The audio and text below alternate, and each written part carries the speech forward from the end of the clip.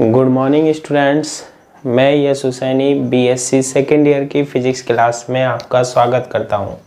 तो आज की क्लास में हम डिस्कस करने वाले हैं किसके बारे में, कॉमन बेस एम्पलीफायर के बारे में। पार्ट थर्ड है ये, उभयनिष्ठ आधार प्रवर्धक का, और आज ये कंप्लीट हो जाएगा, है ना।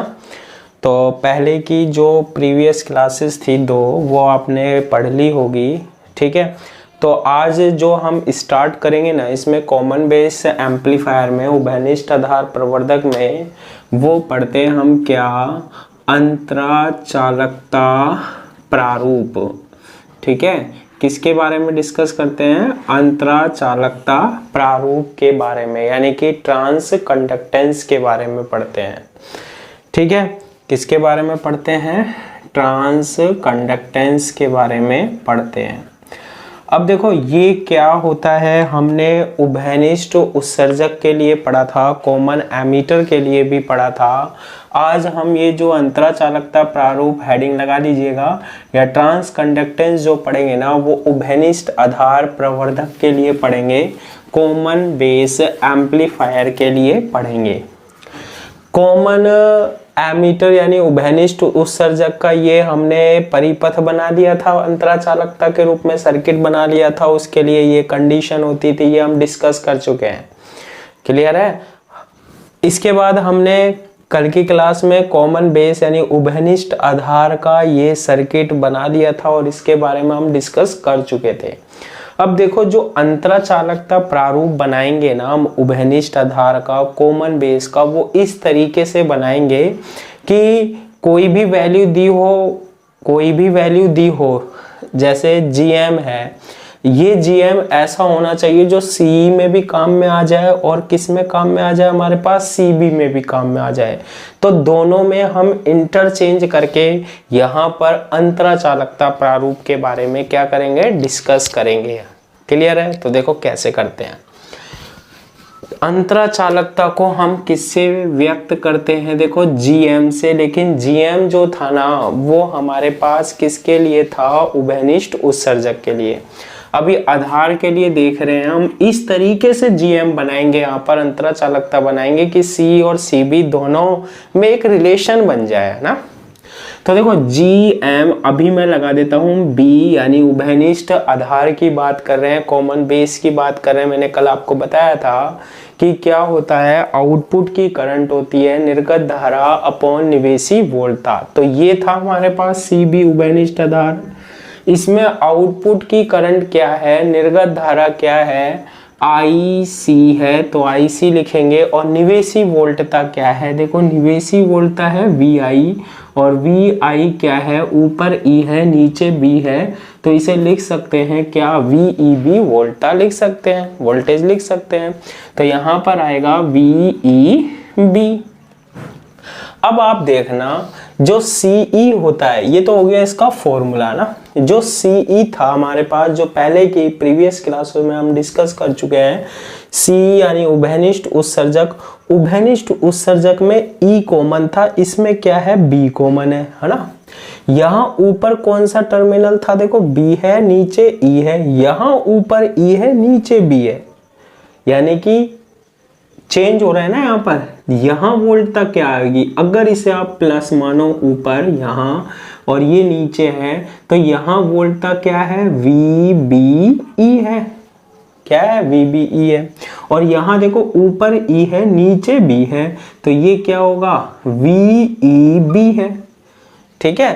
VBE और VEB अलग अलग हो गया या नहीं हो गया, हो गया। इसमें B जो है वो जुड़ा हुआ है नेगेटिव से, इसमें E जो है वो जुड़ा हुआ है नेगेटिव से, जुड़ा हुआ है ना। यानी कि कहने का मतलब है कि ये अपोजिट कंडीशन हो गई, ये वाली और ये वाली, ये वाली और ये वाली क्या हो गई, अपोजिट कंडीशन हो गई। अगर मुझे इसको, ये जो VBE है, ये जो VEB का खेल है, अगर इन दोनों को इक्वल करना, हमें इन दोनों को क्या करना है, इक्वल। VBE तो किस में है, CE में है, CE में है, CE एरिया। और VEB वोल्टा जो है वो किस में है, हमारे पास CB में है। कि अब देखो इसमें है क्या, B पॉजिटिव से जुड़ा हुआ है और E किससे जुड़ा हुआ है, नेगेटिव से। इसमें अपोजिट है, इसमें E तो पॉजिटिव से जुड़ा है यानी B नेगेटिव से। तो कहने का मतलब है कि जो VBE है ना वो इक्वल है माइनस VEB के, ये अपोजिट बोलता है।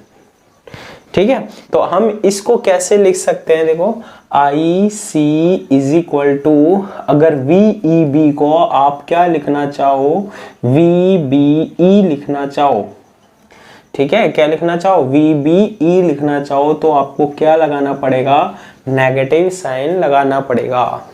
और अब ये देखो, ये IC अपॉन VBE ये किसको डिनोटेड करता है, उभयनिष्ठ उत्सर्जक में जो GM होता था वो क्या होता था, निर्गत की धारा यानी कि IC अपॉन निवेशी की धारा यानी कि VBE।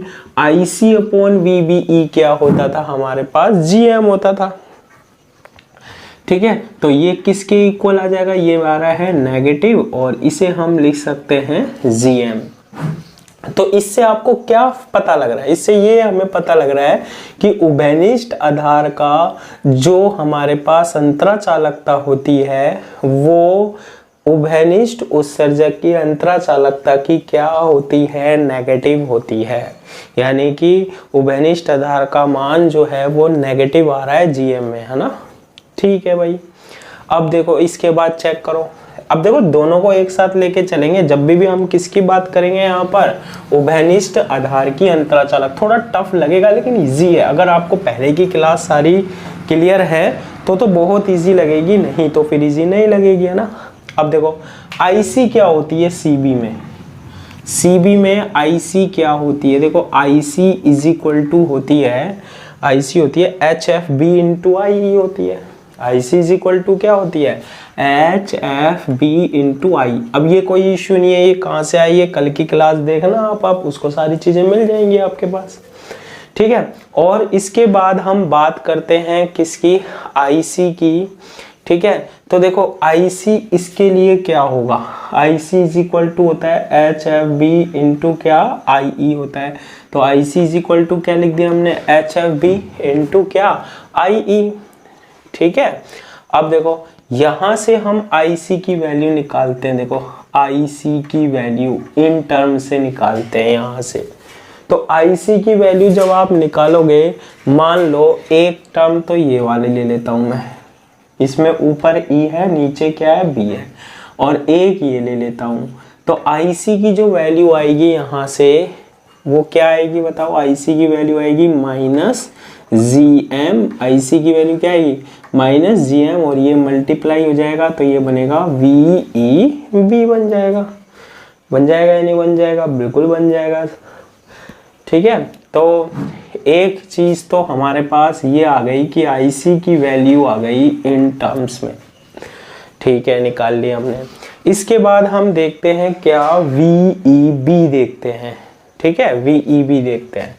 VEB यानी VEB क्या है, निवेशी वोल्टता है, ये वाली है E और B के बीच में निवेशी वोल्टता, E ऊपर है B नीचे है। ठीक है, अब VEB जो है ना हमारे पास, VEB जो है वो VI is equal to HIB into क्या है, IE है। HIB इंटू क्या है, IE, तो बिल्कुल लिखेंगे VEB यानी VI is equal to HIB into क्या है, IE है। तो हमने ये लिख दिया। अब देखो इसको मैं क्या लिख सकता हूं, ये किसके इक्वल होगी, समझना। ये यहां जो वोल्टता है वो कितनी है, VBE है, और अभी अभी मैंने बताया था VEB is equal to minus VBE होती है। अपोजिट जुड़ रहे हैं, इसमें B पॉजिटिव से तो इसमें B नेगेटिव से, यानी कि अगर एक ऐसे जुड़ रहा होगा तो दूसरा हमारे पास अपोजिट बैटरी से जुड़ रहा होगा, यही मतलब हो गया इसका ना। तो इसको अगर हम इस CE के लिए लिखें, हम यही निवेशी वोल्टता वो VBE है, और उसका मान होता है हमारे पास, आप जानते हो, लिख देता हूं मैं, जो इनपुट वोल्टेज होती है निवेशी वोल्टता, इस VI का मान क्या होता है, या VBE की वैल्यू क्या होती है, HIE इंटू IB। ये हम लिख चुके हैं किसमें, कॉमन एमीटर में, उभयनिष्ठ उत्सर्जक में। चेक कर लेना, कॉमन एमिटर उभयनिष्ठ उत्सर्जक में V I is equal to V B is equal to क्या होता है, H I into I B होता है। तो अब देखो ये वी ई बी है, हमें क्या लिखना है, वी बी ई है ना। तो ये वी ई बी किसके इक्वल होता है, वी ई बी इक्वल होता है माइनस वी बी ई के। तो आप वी बी ई की वैल्यू क्या है, जो वी आई होता है वही वी बी ई होता है। तो आप क्या लिखोगे, माइनस ये वी ई बी किसके इक्वल होगा, माइनस वी बी ई, और वी बी ई की वैल्यू कितनी होती है, देखो एच आई ई इंटू क्या होती है, आई बी होती है। ठीक है, एच आई ई इंटू क्या होती है, आई बी होती है। एक एक चीज बता रहा हूं, देखो ये इक्वेशन भी इंपॉर्टेंट है। इक्वेशन नंबर क्या दे देते हैं हम इसे, फर्स्ट दे देते हैं। ठीक है, अब देखो इसके बाद अगर हम सीई की बात करें, उभयनिष्ठ उत्सर्जक की बात करें, किसकी बात करें, उभयनिष्ठ उत्सर्जक यानी कॉमन एमीटर की बात करें, तो कॉमन एमीटर में आईसी क्या होती है, आईसी होती है एच एफ ई इंटू क्या, आई बी। आईसी क्या होती है, H F E into I B, ये ध्यान रखना। आईसी इज इक्वल टू होती है एच एफ ई इंटू क्या, आई बी होती है। क्लियर है, ठीक है, निकाल लेते हैं एक एक टर्म। अब देखो आप समझना, यहां से कौन सी करंट आ रही है, आई ई करंट आ रही है, यहाँ से कौन सी करंट आ रही है, आईसी करंट आ रही है। ये कौन सा टर्मिनल है, बेस टर्मिनल आधार, और ये क्या है, ग्राउंड है। तो तीनों करंट जो है, आई ई यहाँ होगी, आई बी और यहाँ होगी आई सी। इन तीनों को हम क्या कर सकते हैं, I E plus I B plus I C is equal to क्या बना रहे हैं, 0 बना रहे हैं।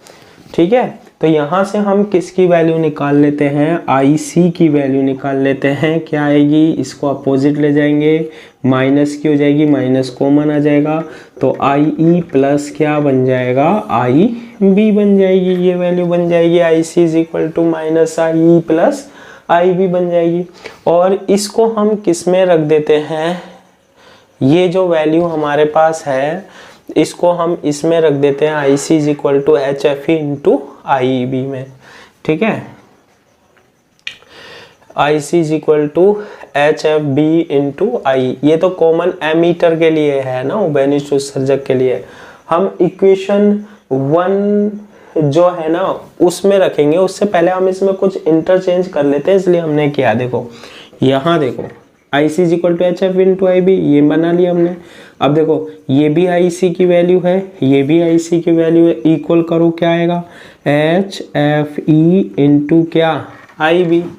एच एफ ई इंटू क्या, I B is equal to minus I E plus क्या, I B. H F E into I B is equal to minus I E plus क्या, आई ई माइनस क्या, I B बन जाएगा। ठीक है, अंदर हमने क्या कर लिया, मल्टीप्लाई कर लिया, आई ई माइनस क्या, आई बी बन जाएगा।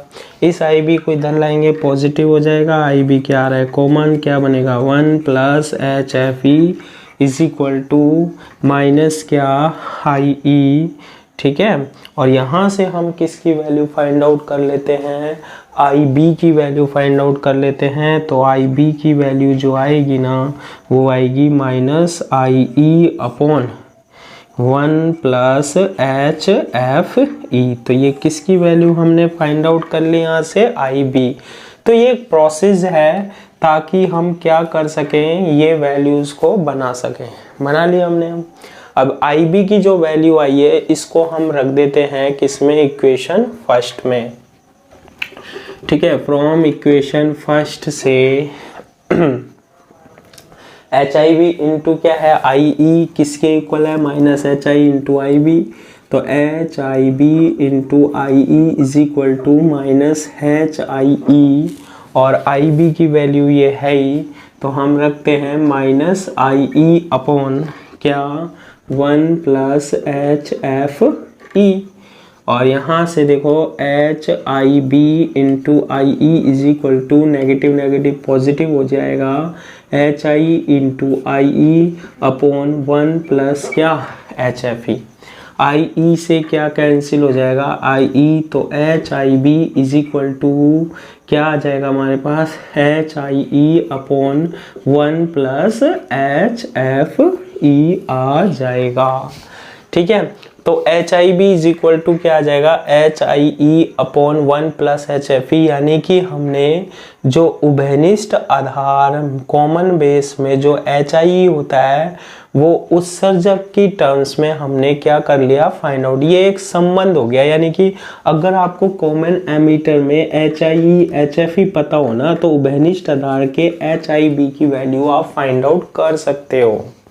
ठीक है, उभयनिष्ठ आधार में एच आई बी की वैल्यू को हम क्या कर सकते हैं, फाइंड आउट कर सकते हैं, इसलिए हमने कर लिया। ठीक है, तो ऐसे हम इसका क्या कर लेते हैं, बना लेते हैं। अब देखो इतना बना लिया ना आपने, तो आधे से ज़्यादा काम समझने का हो गया। क्या हो गया कि एच आई बी की जो वैल्यू है ना, वो हमने कितनी बना ली, H I E upon 1 plus H F E के इक्वल बना ली। ठीक है, अब इसे हम क्या कर देते हैं, हटा देते हैं। अब देखो इतनी वैल्यू जब हमारे पास क्या होती है, बन जाती है, तो ये कल हमने पढ़ा था सरलीकृत यानी कि सी बी पढ़ा था ना, सरलीकृत यानी कि हमने क्या पढ़ा था, सी बी पढ़ा था। तो इसकी वैल्यू इसको हम कैसे बना सकते हैं, देखो यहाँ पर तो आपके पास क्या है, एच आई बी लग रहा है, एच आई बी लग रहा है, और एच आई बी क्या है, एच आई अपॉन 1 प्लस एच एफ ई है। ठीक है, यहाँ क्या है, करंट है आई ई, तो यहाँ दिखा देंगे आई ई, ये कौन सा टर्मिनल है, ई है। यहाँ पर हमारे पास स्रोत है। ठीक है, और ये स्रोत जो है ना वो क्या है, एच एफ बी इंटू आई। यहाँ पर क्या है हमारे पास, आर एल है, आर एल लिख देंगे, और यहाँ जो है हमारे पास वो आउटपुट वोल्टेज यानी निर्गत वोल्टता कितनी आ जाएगी, वी नॉट आ जाएगी। यहाँ करंट दिखाते हैं हम क्या, आई सी, ये सी टर्मिनल कॉमन क्या किया है हमने, आधार, यानी वी क्या हो गया नीचे, यहाँ निवेशी वोल्टता यानी कि क्या, वी आई किसके इक्वल होगा, ऊपर ई है, वी ई बी के इक्वल होगा। बना लिया हमने ये सर्किट।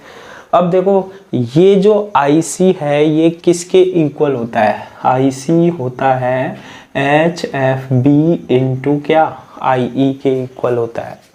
IC किसके इक्वल होता है, एच एफ ई इंटू क्या, आई के, ये IC H F B into I K. और ये किसकी बात कर रहे हैं, ये परिपथ उभयनिष्ठ आधार की। ठीक है, अब देखो ये उभयनिष्ठ आधार में हमने अभी एक IC की वैल्यू निकाली है। आप स्टार्टिंग में देखना जहां मैंने लिखा है IC is equal to H F B into I B, वहीं इसी के आगे मैंने लिखा है IC इज इक्वल टू क्या होता है, माइनस जी एम इंटू क्या, वी ई बी। चेक करो लिख रखा है या नहीं लिख रखा, IC इज इक्वल टू क्या लिख रखा है, minus G M into V E B.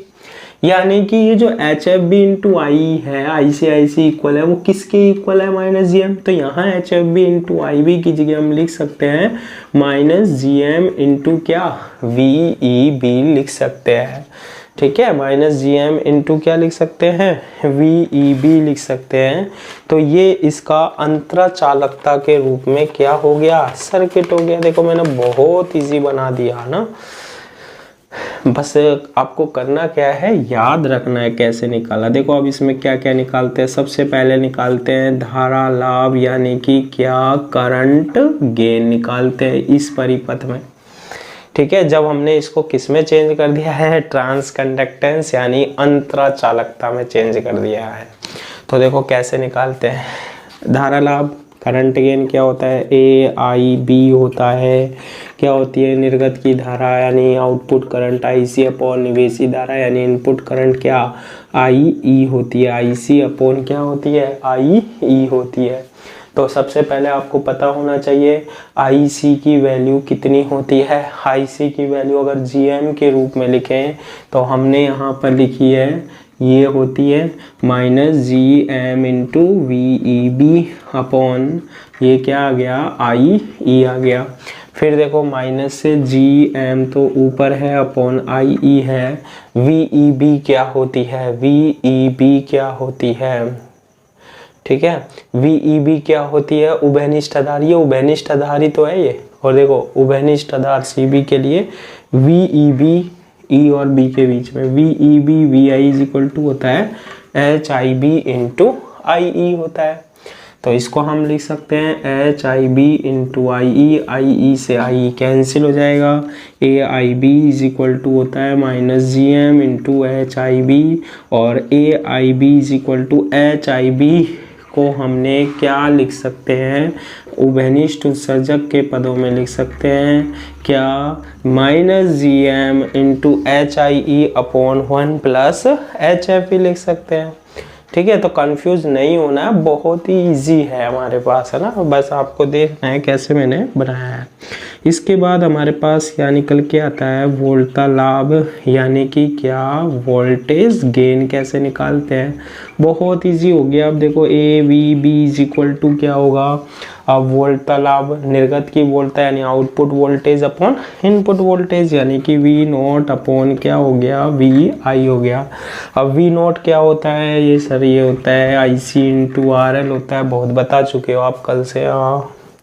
और VI क्या होता है, VI ये देखो यहाँ दिखाई दे रहा है VEB की वैल्यू, ठीक है।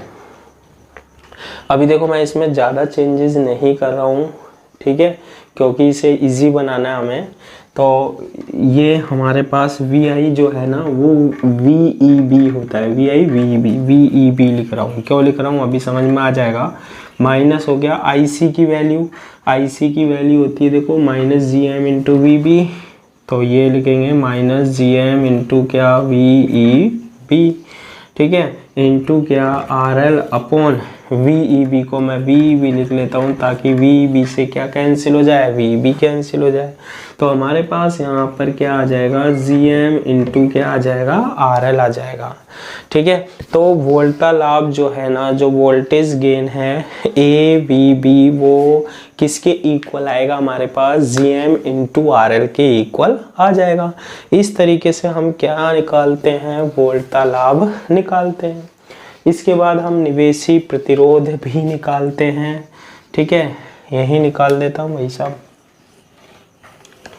क्या निकालते हैं, ये फर्स्ट नंबर निकाल दिया, ये सेकंड, ये थर्ड क्या होता है, निवेशी प्रतिरोध, यानी कि क्या, इनपुट रेजिस्टेंस।